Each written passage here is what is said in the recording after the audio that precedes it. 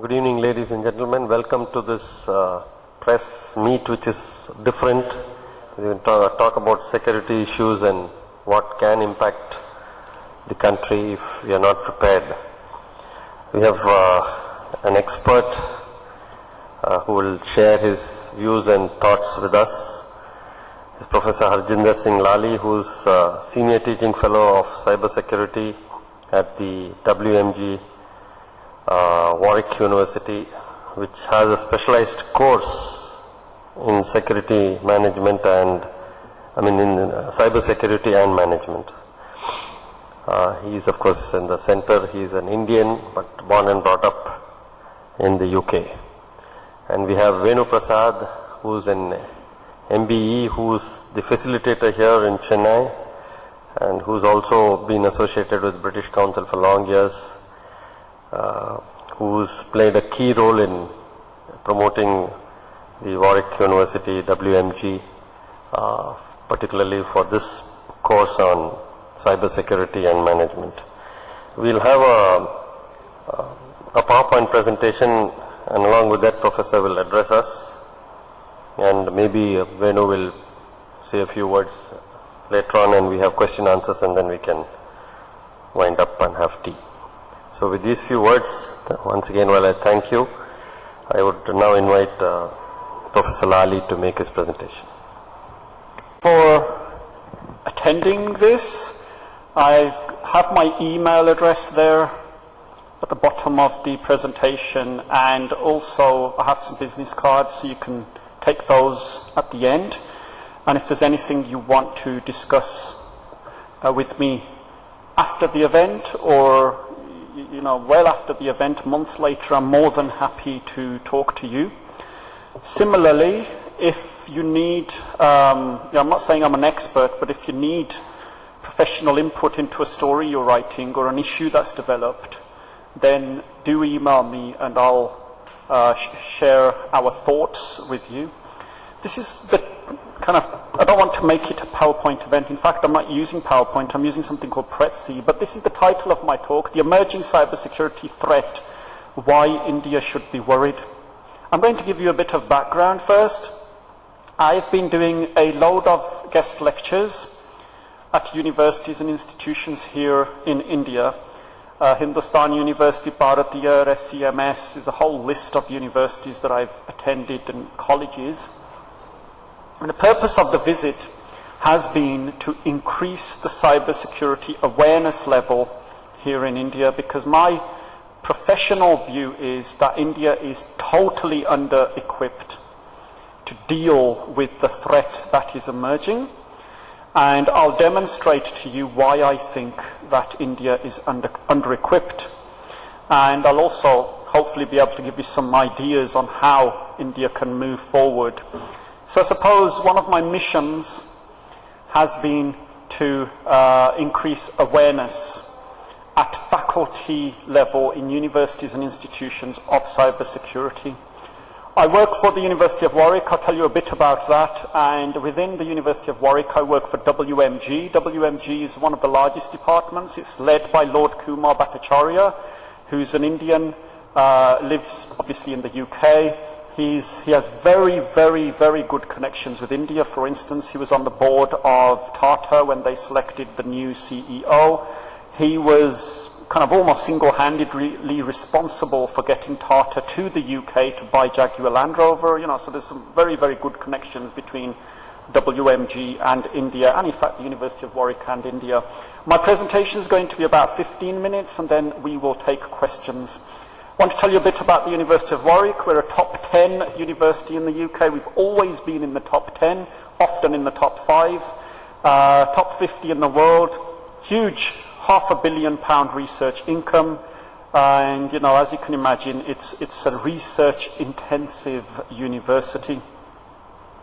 These are the companies that our program, our cybersecurity program, is working with. These are companies that have either lectured on our program or are in partnership with the program.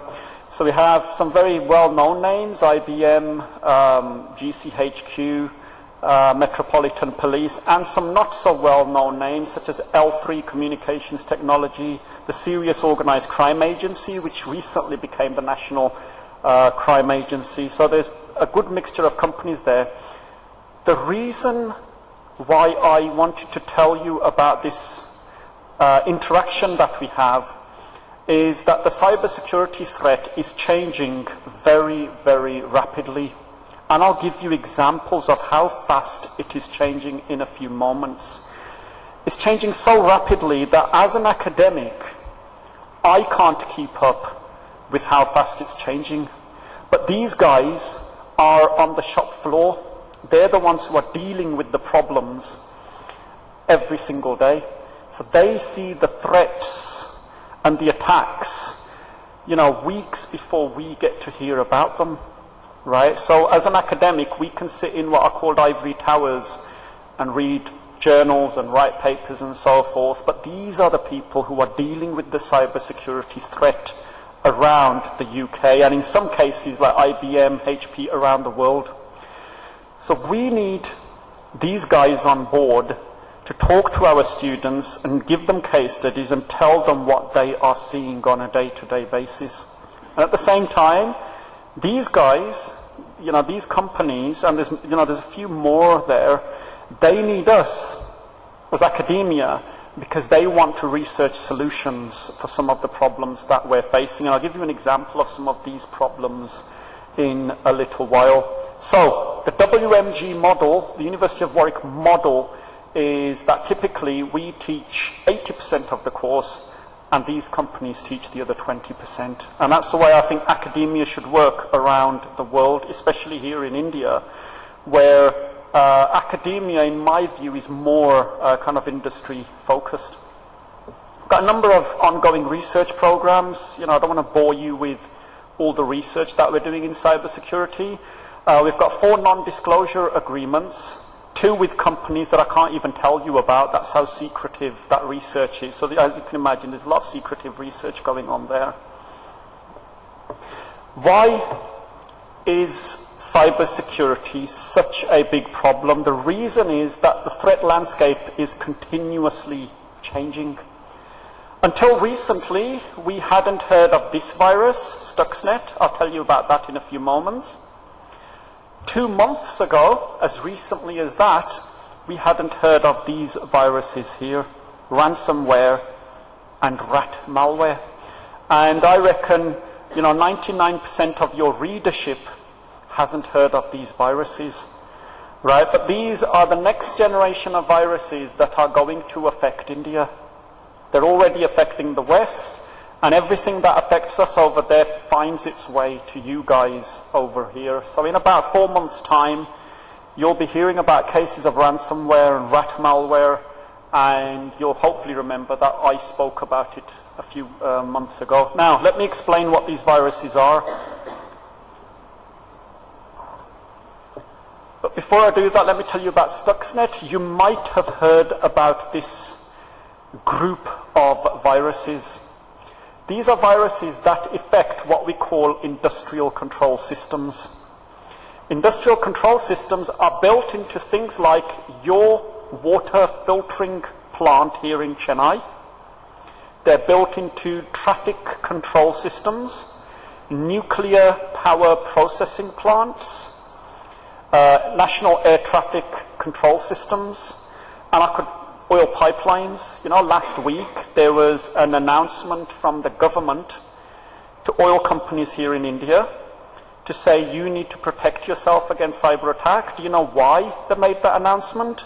It's because of viruses like Stuxnet. Yeah, your pipeline systems are a prime target. Your water filtering systems are a prime target. Let me tell you a bit about Stuxnet. What does it do? The way your water is cleaned is quite a complex process, right? Let's not bother with all of that. There's some important parts. There's coagulation, where we add lime and alum to the water, we sediment the water, we filter it using chlorine, and we remove the radon. A computer monitors and controls how much chlorine is added to that water and how much lime is added to that water. A computer controls all of that. In most modern water filtering systems, it's not done manually. Yeah? An operator sits behind the computer and verifies that the right amount of chlorine has been added. So the computer says, I've added this much chlorine. The operator verifies it and says, yes, that's fine, that's the right amount of chlorine. Computer tells operator that the radon has been removed. What Stuxnet did, and the example that we have, one of the examples we have, is the Natanz nuclear power processing system in Iran. What Stuxnet did there, it was a virus that was sitting there lying dormant for months, i.e. it did nothing. And what it was waiting to do was to control the pressure inside the centrifugal system that processes the uranium. What that means, if I can simplify it, is that this virus was capable of altering the pressure in that system to such high levels that it could explode.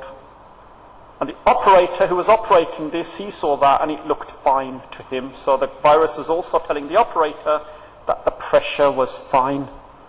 Now imagine that happened here to the water filtering systems, and the virus, adds too much chlorine, but tells the operator that everything's fine. All the measurements, all the reports that the system produces, which act as a kind of second line of checking, they say that the chlorine levels are fine, and the water makes its way through all the taps and the pipes to the citizens of Chennai.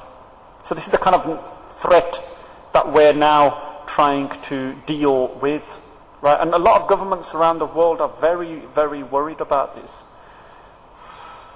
This is a new virus. It came out, we reckon, about 2 months ago. It's called ransomware.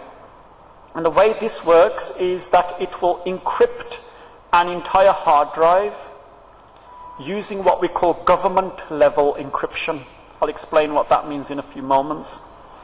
Then an individual or a company, if that hard drive belongs to the company, is held to ransom unless you pay for the return of all the data.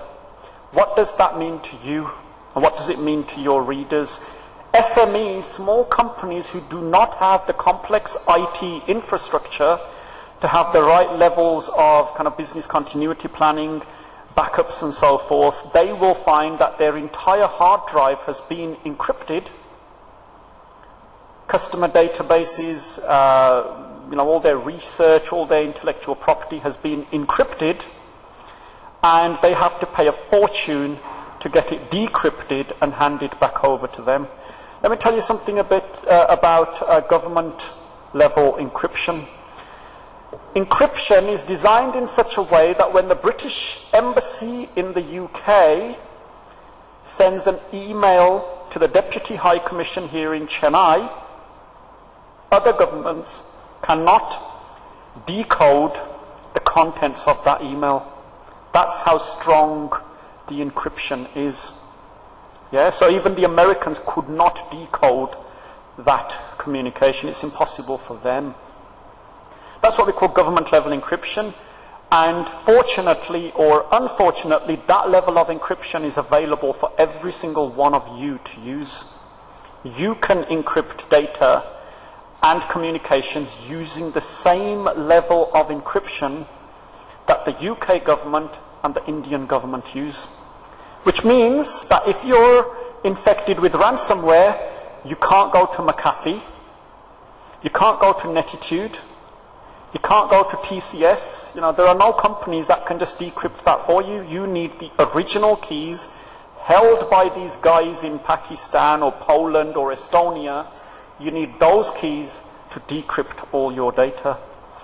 So the point here is this is a virus that we hadn't heard about 2 months ago. Now we are hearing about it more and more. Let me tell you about another virus.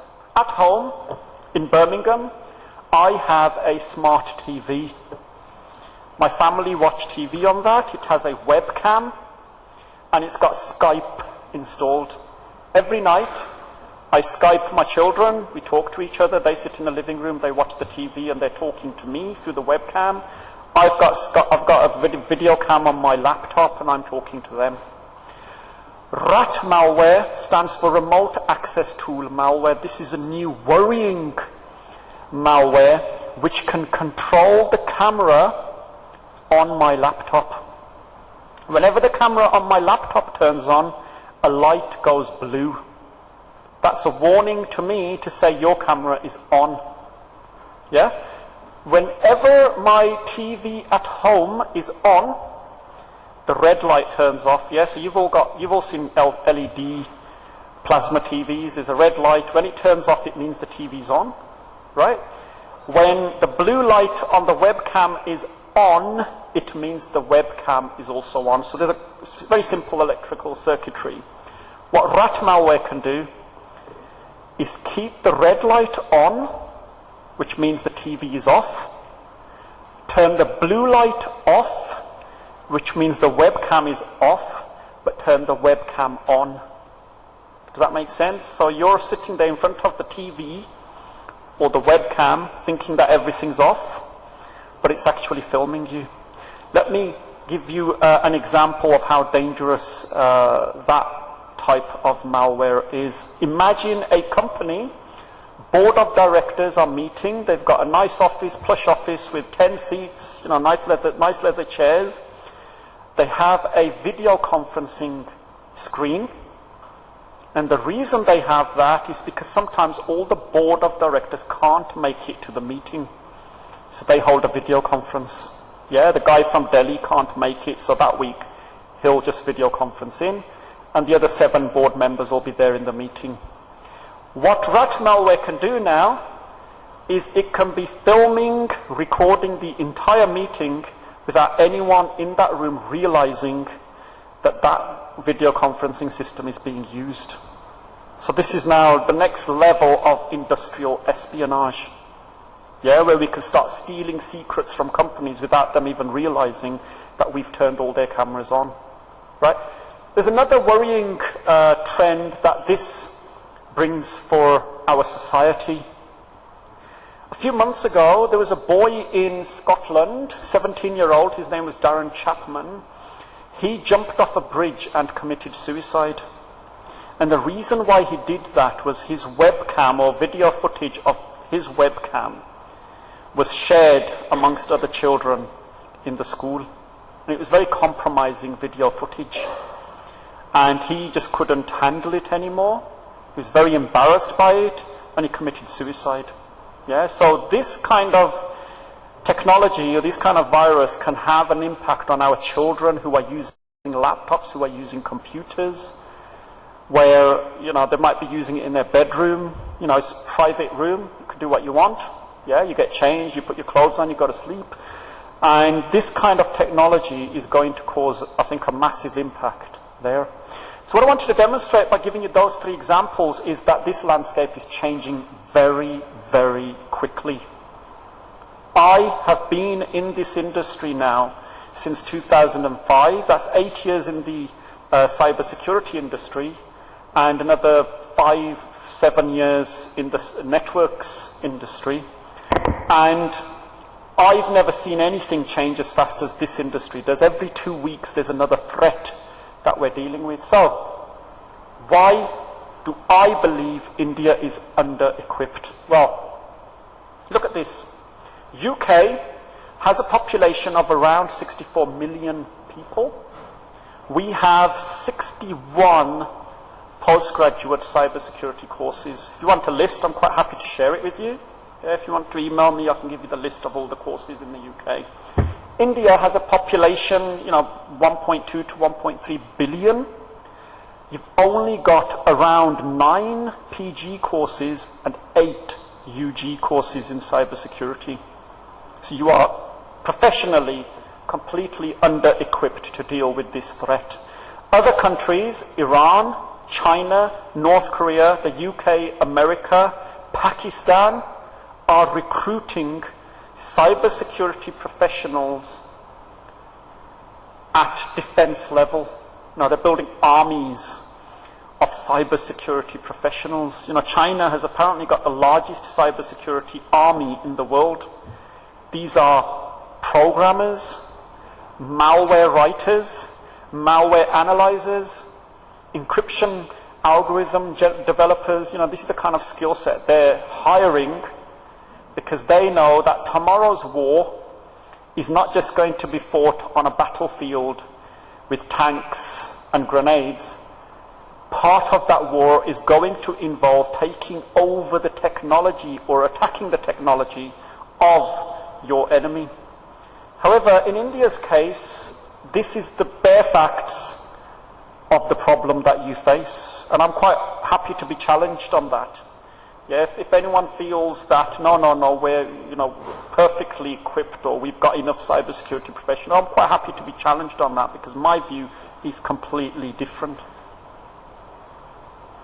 These are some of the courses. I've got a full list. It's not a full list. I might have missed one or two, right? I'm not saying that I've got a complete list of the courses. Here are some of the courses that you have in cybersecurity. I don't have a problem with that.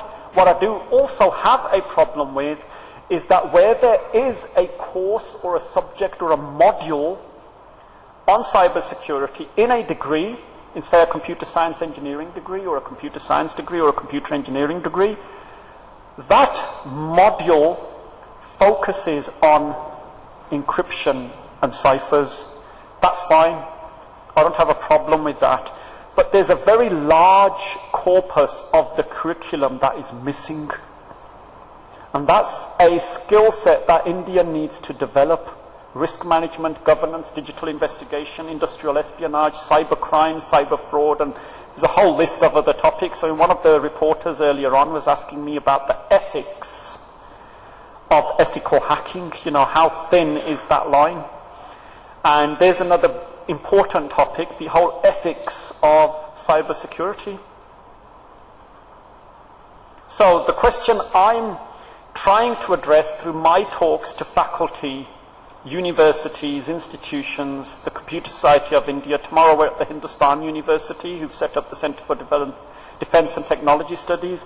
The question I'm asking is, how do you change a wholly under-resourced infrastructure so rapidly? You haven't got 5 years to change it. You haven't got that long. You've got about a year, 2 years within which that rapid shift in momentum needs to take place. And what we're trying to do is set up partnerships to try and share the skill level and the expertise and the years and years of experience that we have. I mean, the UK has been doing cybersecurity since before World War I. Yeah, when we were intercepting communications during World War II, the Germans got a lot better at this. So they started to encrypt their communications.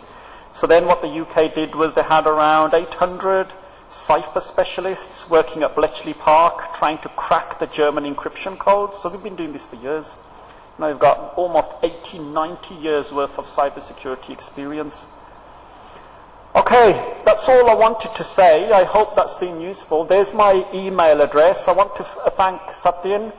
I don't know if I spelt your name right. Yeah.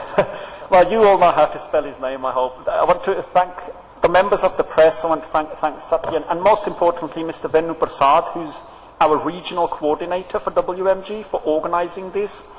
And now I'll take questions. If you want my business card, it's available at the end. Yeah, so just ask me, and I'll give you the business card. Okay, any questions?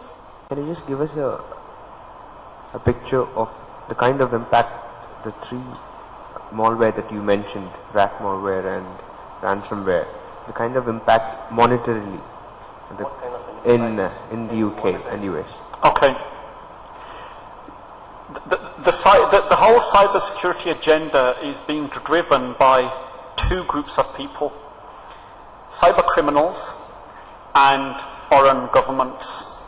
Yeah, so governments, stroke, governmental political organisations, and cyber criminals are driving the cybercrime agenda and the whole cybersecurity agenda. And what criminals are doing is those people who were running the drugs here in Chennai 5 years ago are now running cybercrime gangs. right? Because cybercrime gangs, A, it's less risky. B, the returns are much higher, yeah? And everything that they do has to have a monetary impact. Yeah, so the question you're asking is, how do you monetize? Is that what you're asking? How do you monetize ransomware? And what the plan here is, just pretend now that I'm a cyber criminal, gang leader, is to generate a virus that will impact your system. It will go onto your hard drive and it will start encrypting files. Yeah? And it will start with the last accessed files and go in reverse order. And the reason why I'm going to start with the last accessed files is because those are most likely to be the ones you're going to access next. That's why Windows added the last access facility, yeah? You right click on a icon and it gives you the list of the last access. So I'll start with those. And I'll start encrypting them using a secret key that only I have. You'll try to open them up and you can't open them, and you'll try everything you can, but you can't open these files because they're encrypted. Slowly, in the background, everything else is getting encrypted. So I'll wait until I've encrypted a large portion of your hard drive, and then I'll send you an email or a phone call or make some kind of contact with you to say that I've encrypted your hard drive and I want $200 transferred into this account. And if you do that, then I will decrypt your hard drive. There's nothing Kaspersky, McAfee, TCS, any cybersecurity consultancy can do to decrypt that data for you, because you need the key, the secret key to decrypt the data. And that's how they're going to make their money. And if they can do that with 100 people in Chennai, only 100, right? We're not looking at thousands or tens of thousands. We only need 100 in Chennai, right? $200 a shot. That's a lot of money. And I could be sitting in Estonia or Latvia or Pakistan or Afghanistan, out of the reach of your cybercrime cells. So I could be on the other side of the world and I could be doing this.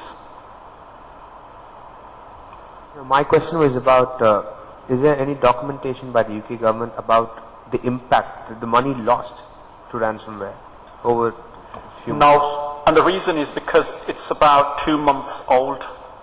This is a very, very new virus, and the reason why I picked this one was to demonstrate how fast the landscape's changing. So there is no, as far as I'm aware, there are no studies or reports on how much impact this has already had. Yeah?